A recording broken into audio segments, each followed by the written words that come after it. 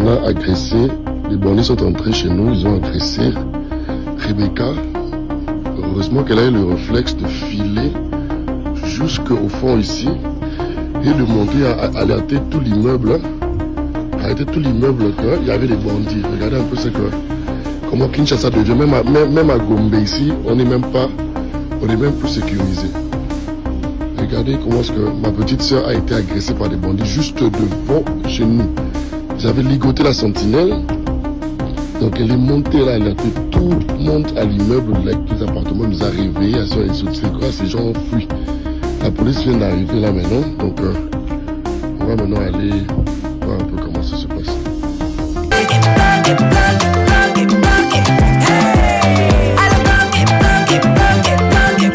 Oyoki elengi ya Congo, tapez les mains. On a agressé, les bandits sont entrés chez nous, ils ont agressé Rebecca. Heureusement qu'elle a eu le réflexe de filer jusqu'au fond ici et de monter à alerter tout l'immeuble. Arrêter tout l'immeuble qu'il y avait des bandits. Regardez un peu ce que... Comment Kinshasa devient. Même à Gombe ici, on n'est même plus sécurisé. Regardez comment est-ce que ma petite soeur a été agressée par des bandits juste devant chez nous. Ils avaient ligoté la sentinelle. Donc elle est montée là, elle a fait tout le monde à l'immeuble, les appartements nous a réveillés, c'est quoi, ces gens ont fui. La police vient d'arriver là maintenant, donc on va maintenant aller voir un peu comment ça se passe. Bote maman. Tout le monde est la police, on est la policier ou bien les camerounais? Oui, au fond d'un lesbienne. Azala pe mwasi lokola yo. Mais akoma mobile na yo. Bobi magana e? Bobi ma déjà combien de fois? Bolobi nini? Bobi magana e. Ye mwasi yo mwasi mais ye akoma lokola mobile na yo. Bo salimbula boni. Bo salika ba moi. Siko oboye yango nde atumbi ndako na bino. Atumbi yango lelo. Na kote ni. Eza boye kote ya océan. Kote ya océan matima likolo. Na commune na Nselo ka. Na commune na Nselo. Merci beaucoup. Na iti kitomesa ba 3h du matin la police est na ba microphone ba ko bela biso bobima mituka ba taxi za libanda président da posa ko solo na bino ndenge to yakawa to vandi utapela yaki musite kauka mai to vani président ye to président ye bazo panda la force ministre la président Koutani la vie papa za posa solo na yo apusa ko kota mama wana la koti si mama na wani la président la vie papa to yo tonu yo ebisi biso olobike mo bana dina no bako solo bino ngana ebisi président na papa la koki ko fanda boete yenda bu papa za mkolo papa nga za âge ya 78 ans d'âge na la kisi président papa na mende esani ndenge yaki abeza pesa ngabite papa na pesa osunga na oyo za nango na zonga yake okipe papa mama za awaka papa tseli mo liko baton président zibo ya ngai na ko pesa na ko bo zate apesi ja moko bike ogi na mama tina porte bozo atunyo za mbeto la lezali papa mbeto za tete yaki na bebe na bebe babi musse ezate abi baba kipe na mousse na enveloppe na bango bon compagnie bango tina porte rapidement ba sali ako kitsa papa ni ko balibo biso bana to na ko luka bango bana kuna dikolo dabi mama bana bo vanse biso papa meke bokipe biso mbango tozomona réponse te bajaba oyebisangani bagarde de corps yo zela mokolo komona susu fati na nzela na yo ofunda biso oza yo moto oza ebele yo ozaki mpe yo ata mama na misu na bino président apesinga maboko na bino ebongaki boboya longola biso kuna ofunda biso soki okofunda bapesa na sens entourage ya président baoboma président mpo na nini biso na ntango apasi boye bakonéglige biso eteke président amoni bavideo na souffrance toza na papa yo moko papa ngai mwana mwasi oyo na biso natiki papa liko batole bawangani yo papa bawangani yo bawa babi bayebi yo te opesi bango na moko te olingela ye biso pompa yango maa denise nasolaki na yo nasolaki na papa fati nasolaki na bino mibale bozwa solution na likambo oyo nga bakoboma ngai bakoboma ngai bakokende te Papa,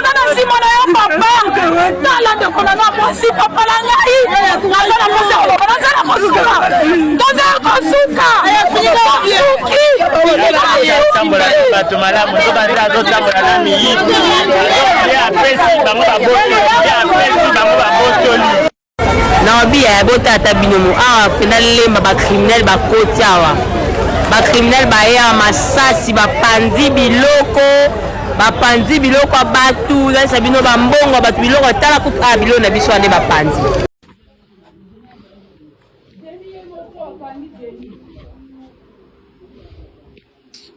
Seigneur, 3h du matin, vraiment des criminels sont venus dans notre chambre. On nous a tracassés, on nous... Ah, Seigneur, na français, tout erreur, comme il passe, bah, il va peur qui tout. Bon, on est sur le je sais pas quoi faire. Bah, il y a bouki, donc, bouki. Vous voyez? Bouki, côté les bisous, vraiment, tina chambre. Tu habites ce qui, quand on ça la nini, quand bimba, donc ça ne va pas. Yibi na ba téléphone biso tout heureusement chambre moko nde on est ba côté te mais ba côté yibi nyonso vraiment kei ba bou sambe explication ko tezo kimanga monoko insécurité za na mboko yo mais 20h 21h ba police bazo sala ba tout bouclage ko kanga ba mbele ko kanga ba couple ba criminel ba côté biso ba criminel ba côté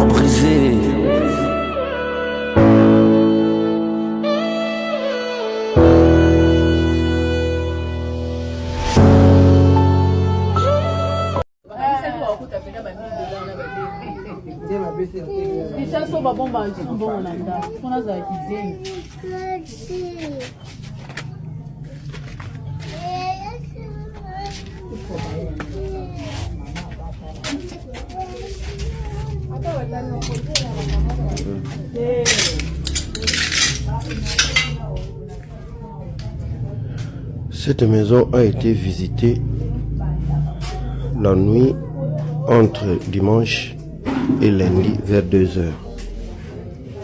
Le propriétaire de la maison est même malade, il venait d'être opéré à la jambe. Et voilà ce qu'ils ont fait à son enfant. Ici, c'est son fils, son neveu qui habite avec lui. Voilà leur action.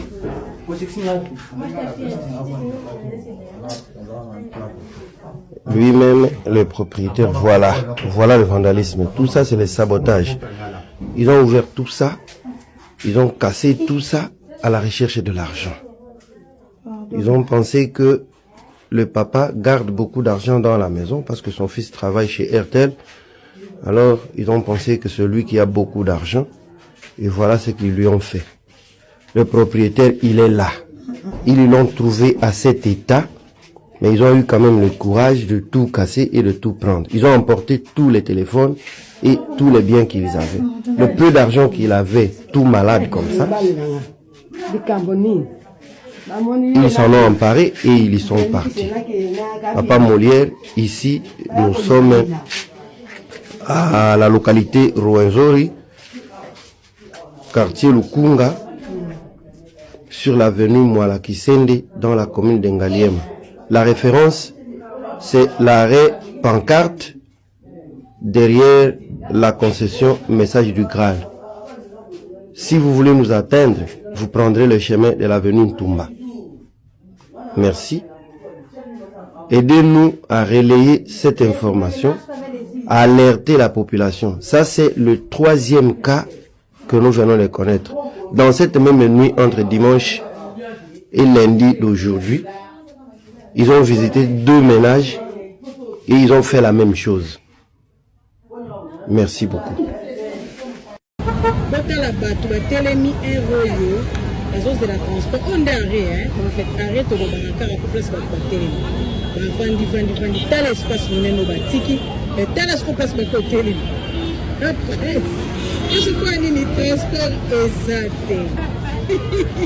Ministre oyo koya ya Maya na Kisase komilo kwa koya Yesu. O pena baloba pena na ninyo mas como ya Soti de pêche zo pour parler ça pour la batumi. Président de la République na tabuya lume. Ko pesa bino siko bateli pour ça. Na c'est celui qui président beti ata mo atu, ministre beti mo atu. So beti atu te tala tabo solo. Quelle honte, une humiliation extrêmement grave. L'UDPS au pouvoir. Je parle de l'UDPS au pouvoir. l'UDPS a le pouvoir à la présidence, l'UDPS a le pouvoir à la capitale. Infrastructure aussi, UDPS. Donc, à la présidence, il y a UDPS. Tout ça, gouverneur Azali, il y a UDPS. Tout ça, la ministre tutelle, où elle a chargé à la commandeur, il y a UDPS. 3 UDPS n'attaquent. Zéro bimarqué. C'est quoi le problème? Qu'est-ce qui se passe? Qu'est-ce qui se passe? Qu'est-ce qui se passe? À quand la fin de cette mélodie? Donc, vélo de mes abonnés, na Kinshasa, les locaux tambola bien, bando qui bat bazar avantage. Pondo qui a quoi l'imois, combien avant yon. Seigneur Jésus. Seigneur Jésus, regardez ma maison. Nous avons été visités par les criminels. Nous avons été visités par des criminels. Qu'est-ce qu'on a fait, mon Dieu? Qu'est-ce qui se passe? Les criminels armés.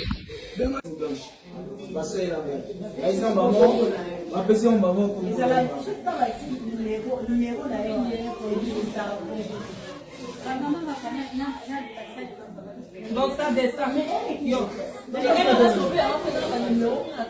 J'ai vite compris. Nous sommes à Bandal. Nous sommes à Bandal sur Louama Diaco. À côté de la date de Corélie.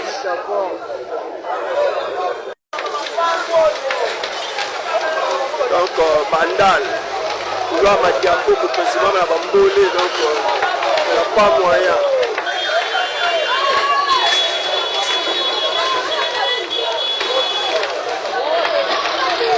Il fait bon vivre à Goma qu'à Kinshasa. Kinshasa, comme si solo, boke bozu baluba. Baluba, bazoya na bamoto, balongwe chikapa, balongwe mujimba ibaye bakatisi, po ya luange o kabila ngwa tongela bangwale. Baye na bachamba, baleki kikwit, lobi bangwana tukutukutu, weto awu, tukutukutu. Yo manseba, botondi sengo solo baluba. Kinshasa komi ya solo, baluba batondi kuna mbeke. Et puis, plus grave, imbécile, il y a Obatirabino, Maman Martha Tirabino, gouverneur ou Alala Kassoui Bumba, Daniel Bumba, ou Alala Kabapongi, ou Yangoubou, Wana, hippopotame. Daniel Bumba, Bande Konangai, Motomo Bozokaye, comme on a eu Daniel Bumba. Akoma gouverneur ya Pongi Ngubu Daniel, tu es malade. Osali Bomayo. Ah oui, allô papa. Aujourd'hui aussi c'est un autre jour. Allô papa, na lobi boye naza déjà awa. Donc naza déjà na sorti moto. Naza déjà na sorti moto awa donc. Ah to komi na du CB référence ezaka antenne à Vodacom yango. Antenne à Vodacom. Tata Nzambe. Buma mokili wana papa. Mina tunote antenne à Vodacom. Uchimboga. Bon, antenne à Vodacom, yango eza batia ba couleur. Attendez, échangeur. Oh, échangeur. Toza de un échangeur, et si ba veut changer ka. J'ai mal à imaginer. Toza référence eza toza kaka na sorte moto, toza na sorte moto. Toza na sorte moto na nini?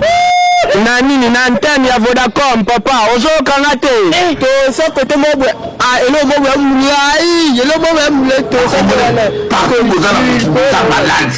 likolo nango likolo nango eza na couleur jaune donc toza déjà awa vraiment to continue na niveau à Kinshasa to komi de aboya kozwa biso le monde part en couille boya kozwa biso toza déjà awa tozo tamola malembe tozo kende.